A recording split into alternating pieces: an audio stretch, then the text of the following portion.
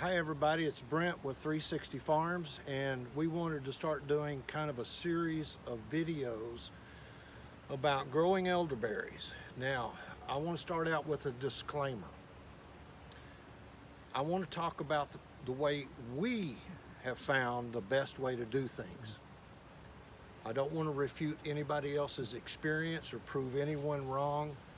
We started this exactly 10 years ago to this month. 2011. By 2012, we had 7,000 elderberry plants in the ground and ready to produce. So one of the things that we had to learn quickly about was pruning. Now, there was some really good field trial research done by a university that said pruning is almost a necessity for several reasons. In this area in front of one of our greenhouses, we keep 3 different specimen plants. In other words, 3 different varieties. And I do that to kind of let people easily see the difference in varieties, the difference in growth rate and leaf structure, flower characteristics, and even fruiting. And so our farm is situated in eastern Oklahoma. A few miles to the east is the Arkansas River Basin. We're on a high sandstone ridge just up off that river basin, and we're within actually sight to the west of us of an ancient forest structure called the cross timbers. Our soil is fairly sandy, but it's also extremely low pH. In a lot of areas, we're pushing about 5.2 pH.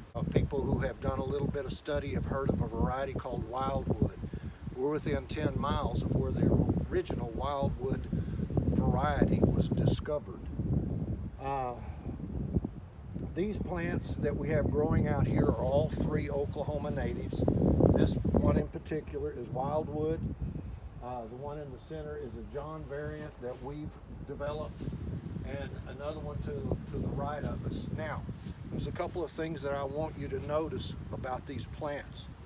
Everything, I mean literally everything about these plants above ground is 1 season's worth of growth. And I'm showing you that because a lot of people do not understand how quickly elderberries grow. The other thing is this. In this area, there's a pretty good stand of Bermuda grass.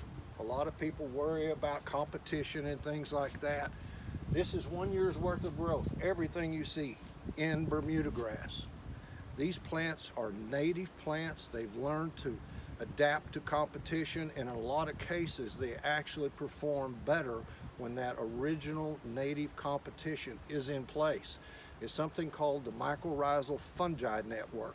If you have a lonely night, nothing to do, research that a little bit. It's pretty important. So what we want to talk about today is how to prune and why do we prune. And I'm going to take and remove a cane at this time and just kind of give you an idea. I tell people to prune to the ground. I get a lot of funny looks when I hear that or say that, but that's what we do, to the ground.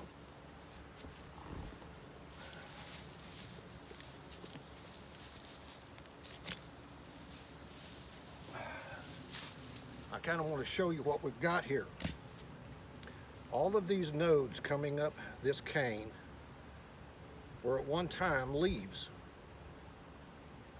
And as the plant gets into the reproductive mode, it'll start dropping a lot of those leaves to put all that energy into fruiting.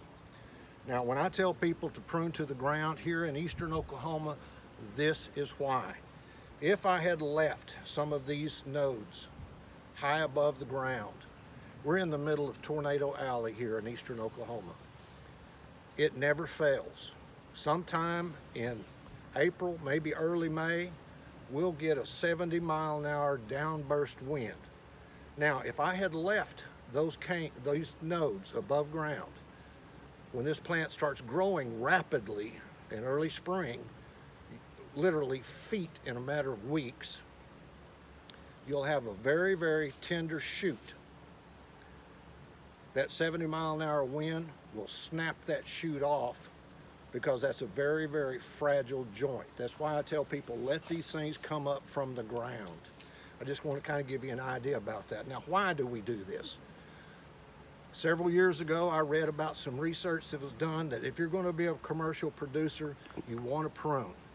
By pruning, you'll actually increase your production by at least 50% per plant.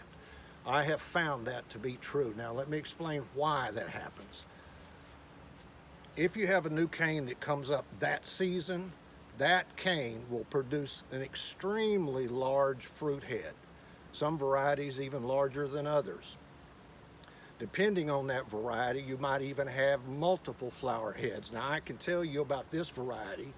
Instead, in one season's worth of growth, this variety had at least 7 flower heads on it. And you can tell that by the branching that occurred this past growth season. So we want large flower heads. If I had left that cane, the next growth season, it would produce flower heads, but they'd be dramatically smaller. So you'll actually get less fruit production. Here's another reason you want to prune. If you leave this old hardwood growth, it becomes an overgrown, dense mess. Hard to harvest, everything about it.